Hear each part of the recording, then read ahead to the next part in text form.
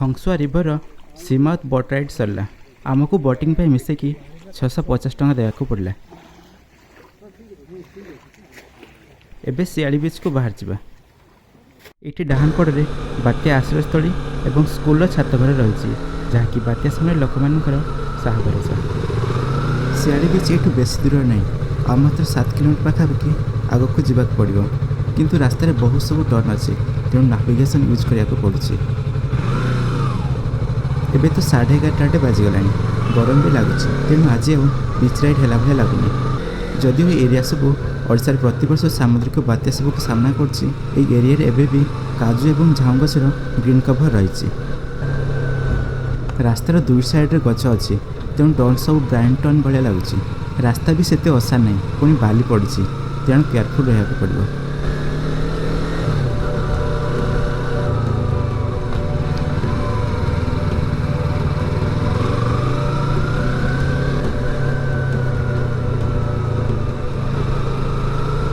एठू सियाली बीच देखागला।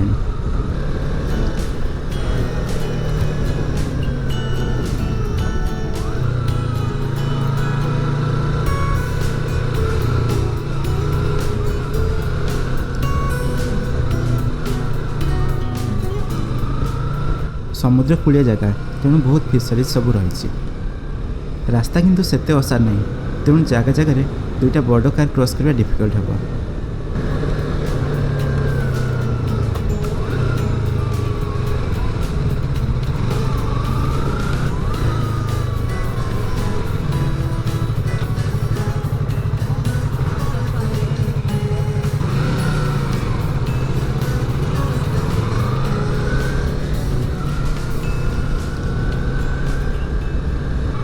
सियाली सी बीच आसीगला। Sunday पे आज टिके भिड़ अच्छी ये एंट्री करू करू पार्किंग टिकेट काटुंट। बाइक पे टिकेट फी अच्छी 5 टंका, कार पे 20 कि 40 टंका पड़ू। जेहेतु रिमोट एरिया चेंज नहीं कि आसले सुविधा। यू लेफ्ट रे गले सियाली गेस्ट हाउस और पिकनिक पिंडी सब रही और राइट रे अच्छी वाच टावर जोटा कि एटाकर मेन अट्राक्शन।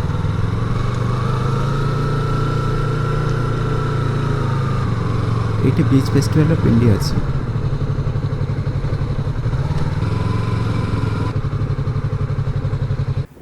एबे देखंतु सियाली सी बीच रा व्यू।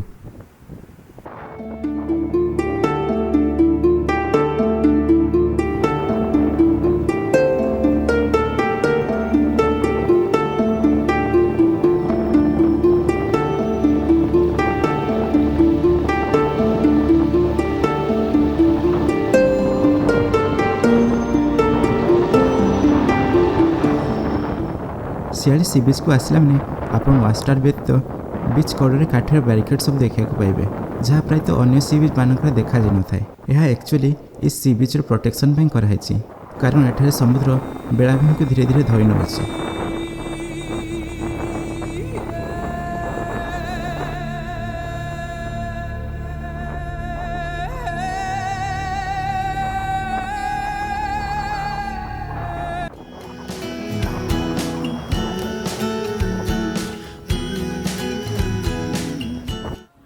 এই ওয়াচটার को যেতବେଳେ 2006 मसीह बना जाइथिला सेतବେଳେ समुद्र वाचटार दूरत्व था 500 मीटर किंतु ए समुद्र वाचटार बहुत पाखरे आसी जाइछि। वाचटार पाचेरी तो ऑलरेडी नष्ट हो सारी तेणु वाचटार सुरक्षा पाई ए बीच रे ही सैंड पैकिंग सब कराई।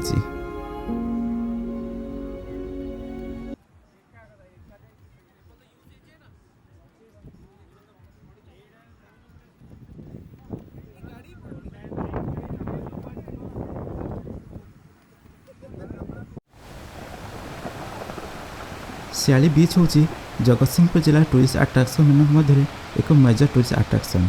जिलार अन्य पपुलर सी बीच है पारादीप सी बीच एवं अन्य मेजर टूरिस्ट स्पॉट है झंकटर माँ सारला पीठ।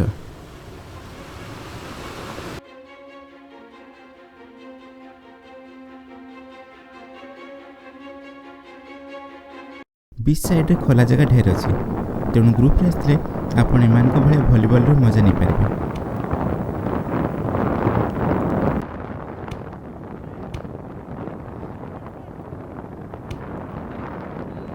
आमर भी प्लान था कि बीच रे बाइक राइड करबा, किछि बाइक रो फ्रेश टायर मार्क भी अच्छी, किंतु बोट राइड बेसी टाइम नहीं गला, तेणु आज बीच राइड करि हबनी। सियाली बीच गोटे पॉपुलर पिकनिक डेस्टिनेशन मध्य। एठाकु जगतसिंहपुर, एरसमा एवं तीर्थर ब्लॉक रु अधिक लोक आसथांती। पिकनिक पिंडी सबू ए झामबन अन्य साइड रे अछि, जोठी अपन बीच फैमिली पिकनिक एंजॉय करि पाइबे। सियाली सी बीच रे लंबा होछि 6 किलोमीटर। बीच साइड रे ढेर खोला समतल जगह अछि, जोठी रिक्रिएशनल इवेंट सब करि हबो। 2014 मसीह सर्फिंग जगी टीम द्वारा ओडिशा बीच मानकर विषय जो रिसर्च कराइला से जना पड़ता कि ओडिशा बीच मानक मध्यरु जगतसिंहपुर जिले थिबा सियाली एवं पारादीप सी बीच रो किछि जगह सी सर्फिंग पाई अनुकूल। एपर्यंत किंतु से दिगरे किछि अधिक प्रोग्रेस हे पारनी।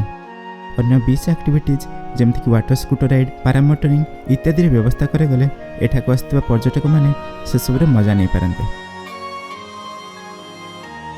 जेहेतु सियाली सी बीच भुवनेश्वर मात्र 105 किलोमीटर दूर अच्छी, गोटे दिन जाइकी आराम रिटर्न करहब।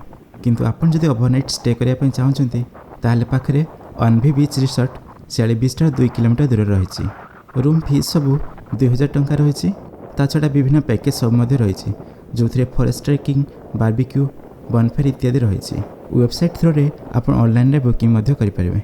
रहिबार अन्य ऑप्शन गवर्नमेंट ऑपरेटेड सियाली बीच गेस्ट हाउस रही, जहाँकि बीच रू मात्र 200 मीटर दूर रही।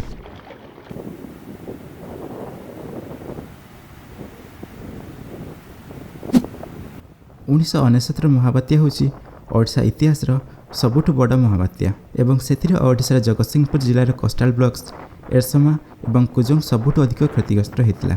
केवल जगतसिंहपुर जिलूर ही 8000 अधिक लोकंकर प्राणहानि घटी। एबे भी प्रकृतिर प्रकोप सरनी। प्रतिवर्ष बात्या सहित समुद्र मध्य धीरे धीरे कूल खाऊची एवं जनबसती आड़क माड़ी आसुची, तेणु लोकमानक जीवन एवं जीविका उपरे विपद रही। लास्ट आम पेंठो सी बीच जाइलु। से बीच तुलन में एठार अधिक डेवलपमेंट काम होइची, ओपन जगह भी अधिक रही, दुकान बजार भी अच्छी, किंतु एपर्यंत टूरिस्ट मान सेफ्टी पई लाइफ गार्ड्स, लाइफ जैकेट्स व्यवस्था कराहेनी। जेहेतु एठाकर सी बीच रे भी अंडरकरेंट सब अधिक रही एवं अनप्रेडिक्टेबल, तेणु टूरिस्ट मान सुरक्षा पई एसर व्यवस्था रहा दरकार। एवं रिमोट एरिया हेले भी बीच पुलिस स्टेशन नहीं, बीच पर्यंत भल रास्ता भी हेबा दरकार। लास्ट पार्ट रास्तार असार बहुत कम अच्छी एवं नेशनल हाईवे 55 छाड़ला परे बहुत जगह रास्तार खालखुमा भी सब रही। ये सब व्यवस्था हो पारे एठाकू आसुवा पर्यटक मैंने अधिक सुरक्षित मनते।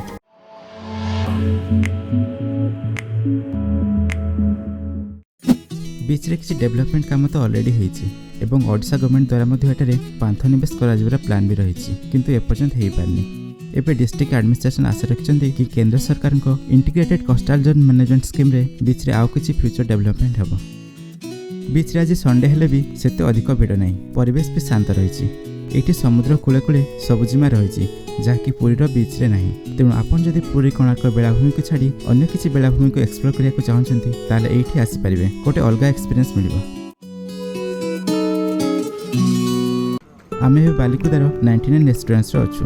रास्ता टिके भीतर अच्छी, किंतु बड़ एरिया रे कराई। आपन को जगतसिंहपुर पाखरे मध्य खाइबा ऑप्शन सब मिलिबो।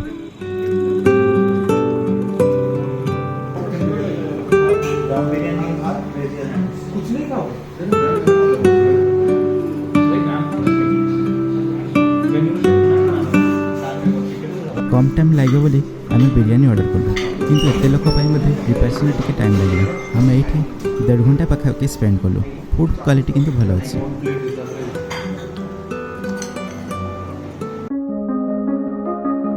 ओवरऑल नुआ गोटे सी बीच देखिए भल लगे।